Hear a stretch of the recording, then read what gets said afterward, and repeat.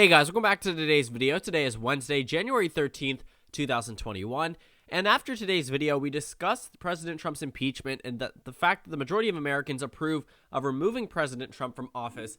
But just a few hours ago, Donald Trump was impeached yet again by the United States House of Representatives. He is the only president in United States history to be impeached twice. So he was first impeached back in 2019. If many of you guys, some of you guys were on my channel back then when I covered this, but this was an impeachment that wasn't exactly something that was wholeheartedly supported by the American people. They supported impeaching him, but not so much removing him. They just wanted him to learn a lesson, as many members of Congress put it. But this election passed, and Donald Trump, incited a lot of things that occurred over the past few months, and as a result, he has been impeached for a multitude of reasons, but overall culminating in a finalized declaration. I'm actually going to read the exact charge here: incitement of insurrection. So this is something that has definitely been a long time coming for House Democrats. I know the first time, the first impeachment, they were criticized for some of their charges against President Trump, things that hadn't necessarily been brought up before,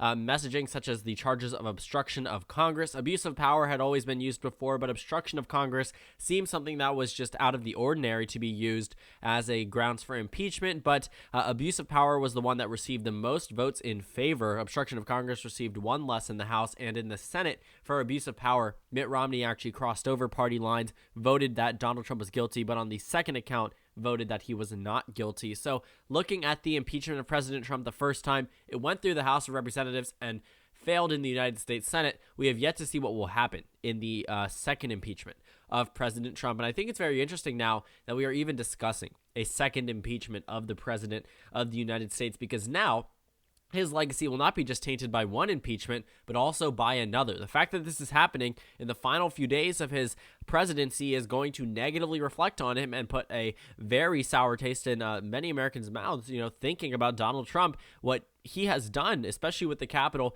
This all falls under his umbrella. He is the president. It doesn't matter who is in office outside of him. Donald Trump is the one who is going to be viewed as the most noted figure of this entire 4 years. From 2017 to 2021, any and everything will branch under Donald Trump. Now that Joe Biden's set to take office sometime soon, I'm sure that will transfer over. But Donald Trump, whether he's at fault for many things that happen now or not, the American people are going to fault him for it. And it looks as if this is something that may actually end up ruining his chances at being elected in 2024. Because had this failed insurrection by domestic terrorists at the Capitol, I'm going to call it what it is, at the Capitol building, these are people that do not have America's interest at heart. These are people that had every intention of overturning a free and fair election, and that was encouraged partly by Donald Trump and by a number of other top Republican officials. You cannot ignore the calls for this Capitol raid from members of not necessarily the elected GOP, more so people that were, quickly risen to popularity, fallen out of the public's favor. Notably, Rudy Giuliani. I think he's a perfect example of that. Someone who could have been president in 2008 and really, really messed up since, moving on, encouraging all these conspiracy theories. It's a very, sorry, I'm forgetting what to say. Not forgetting what to say, not knowing what to say. It's very weird, that we're even talking about this, but Rudy Giuliani is the type of person to encourage a number of conspiracies and then not try to take any responsibility for what he did. And I think Donald Trump, while he didn't necessarily take responsibility for a lot of what occurred, at least he was saying something. I'm not going to say that President Trump did everything that he could. When he sent out the first initial statement, I was truly appalled at the statement, when he ended it off by calling the other side evil, when these people are in the Capitol, ransacking the congressional offices. It was honestly horrible to see. But I think Donald Trump said something, but not necessarily out of American interest, out of political interest. He did this so the Republican Party would have an opportunity to try to say, this is his final few days in office, let's keep him in. Because if Donald Trump had continued this false notion that he won the presidency, that the election was rigged, I can guarantee there would be plenty more Republicans than the 10 that crossed over to actually vote to impeach him. So one thing that I think is pretty funny, Nancy Pelosi is wearing the same exact outfit as the one that she impeached President Trump the first time, necklace and everything. I just think that's, kind of funny. I think that's something that's, regardless of where you stand on the political spectrum, that's just, funny to see. But there were 222 Democrats that voted to impeach President Trump this second time. No Democrats crossed over, and this is the total number of House Democrats. So 222, the Republicans had 10, just 10, that voted to impeach President Trump. And coincidentally, there were the same exact amount of no votes in this election as there were not in this election, in this vote, as there were in the 2019 impeachment vote. So there were a few Democrats who decided to vote present. Every single Republican voted against impeaching President Trump back in 2019. But this 10 number definitely is something that might tell a story to Senate Republicans that they can actually take a stance away from President Trump and away from the rest of the GOP. But also, this may warn them, there wasn't that many defects in the entire United States House of Representatives. I find that very interesting. I thought more Republicans would be inclined to move over, but many of them are up in 2 years. I mean, not many of them. All of them are up every 2 years. They have a very easy way of being primaried for many of these Republicans. But in the Senate, it's going to be a little bit more difficult because some of these senators are going to be serving out 6-year terms, or the remaining term, which is 4 years. So they have a little bit till their re-elections, but with these people that are going to be just, going into Congress and then practically running for re-election, it's going to be a little difficult to try to win back over those Republican voters that elected Donald Trump in 2016, voted for him again, that would not necessarily support some of these Republicans impeaching President Trump. But also, sometimes, duty calls. And for many of these Republicans, they felt as if their security of their nation and that Donald Trump needed to be removed was over the partisan lean of their district. They knew that they would in turn be inspiring plenty of people to run in terms of the primary opposition and even general election opposition by libertarian candidates or Constitution Party candidates. And it could all threaten their re-election bids, but 10 Republicans decided to do so. 10 Republicans decided to vote to impeach President Trump a second time. But where does it go from here? Well, the Associated Press released an explainer, and honestly, it condenses it pretty well. Essentially, it would have to go to the United States Senate, but since Senate Majority Leader Mitch McConnell has announced that the Senate will not use their emergency convening, they would just not meet in terms of, how they would in an emergency. This is not being treated as such. The next time they will convene is on the Tuesday, January 19th, which is actually the day before Joe Biden is inaugurated. But they can still convict President Trump after he leaves office. If they do that, which requires 67 votes, they can then vote on whether or not they will actually bar President Trump from running for office in the future. And some Republicans actually might look at this as an opportunity to win the 2024 election or get closer than Donald Trump would, because Donald Trump would not win in 2024.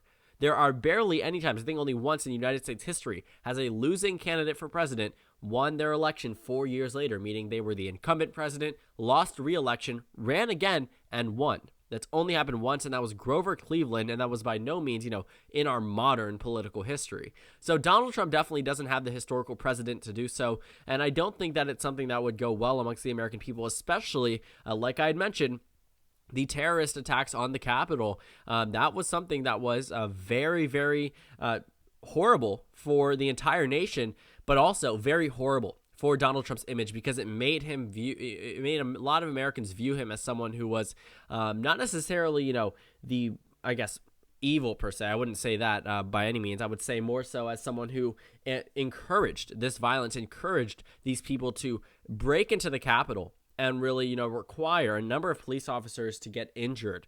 And, with the police officer dying, a woman also dying at the Capitol building. But looking at everything that unfolded that day, that will be the probably last thing that everyone remembers President Trump for. He's banned from social media, so he can't try to redirect attention through a tweet or by going onto Fox News, really. It looks as if everyone is just trying to distance themselves from President Trump, besides some of those more diehard Trump-winger Republicans in the United States House. But after this impeachment vote, this is the last thing we will remember of President Trump, at least hopefully, I think this is the last thing that we remember, hopefully, that nothing super major happens within the next week. Because if it does, that's just going to be a whole nother news cycle that is just going to stress everyone out.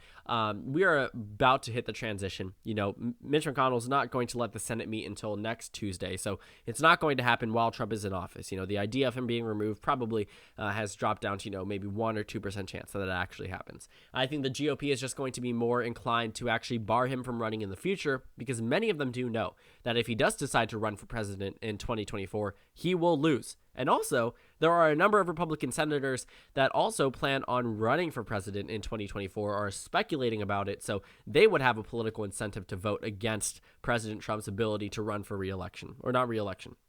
I don't mean to say that, to being elected again, because it's not a consecutive re-election, though it technically would still be a re-election, just one that was separated by a President Biden first term.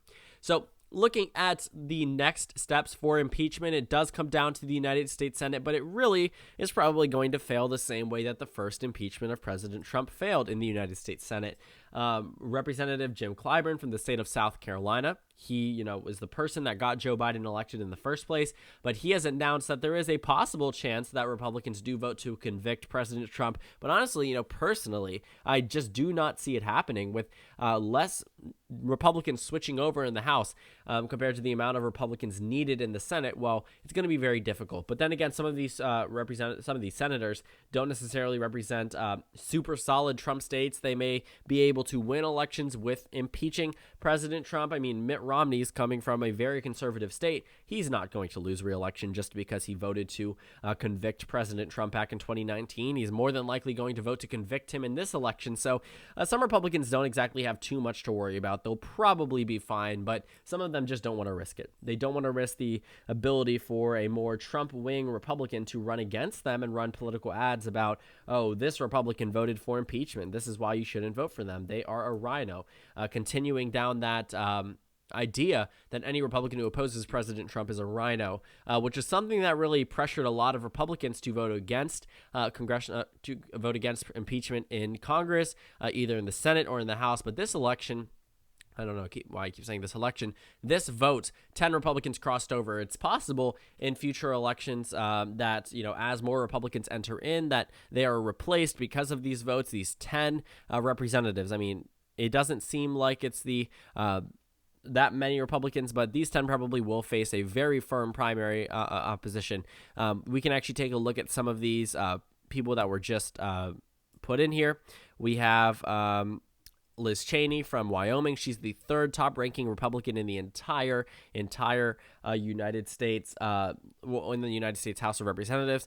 Kinzinger, I know that he's someone who came out against it, not against it, for it, very early on. Peter Meyer, he was just elected there. That was Justin Amash's seat, if I'm not mistaken. Katko, I believe, just got elected to that seat, or was obviously re-elected, but or elected. I don't exactly remember each specific House race here, but some of these Republicans, this wasn't super surprising, and for others, it was kind of interesting to see, but it's very obvious that some of these Republicans just really stuck with the way that they voted. Even not Kennedy. Oh my gosh, that's the woman who was running against Jeff Van Drew in New Jersey. I don't know why I said Kennedy, but for some of these Republican representatives, I am surprised that they did not vote to impeach President Trump. Van Drew doesn't surprise me because he didn't even do it as a Democrat, but maybe Don Bacon in Nebraska's 2nd congressional district, or Burgess Owens in Utah's 4th congressional district. Some of these Republicans would actually win over possibly some more Democrats and independents, especially if, there is that message of checking the president of the United States. But with this impeachment vote, it kind of pushes away that more moderate, more sensible tone that many of these Republicans have tried to grab onto. And especially if it hits the Senate, there are some Republicans who are going to be there that are going to be very, very solid for President Trump, that are going to pretty much try to encourage the primarying of some of these top Republicans if they choose to back it. I mean, Liz Cheney's definitely going to see someone trying to primary here. A number of other Republicans will, but since President Trump is the only president in United States history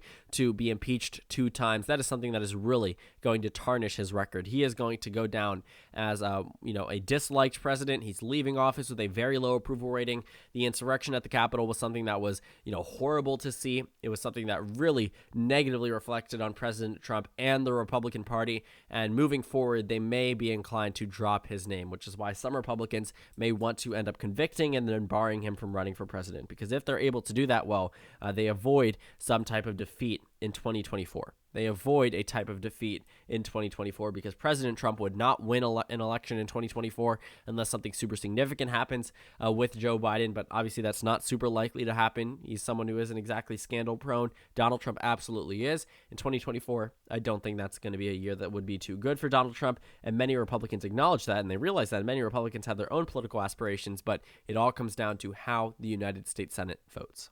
So thank you guys so much for watching this video. Make sure to comment down suggestions below. Subscribe on the left if you haven't already, and check out the Instagram and Twitter. At the bottom left of the screen, there's also a Discord server for you to go ahead and join. On the screen, there's a video you can watch and then a playlist for my post-2020 election videos. Again, thank you guys so much for watching, and I will see you all tomorrow.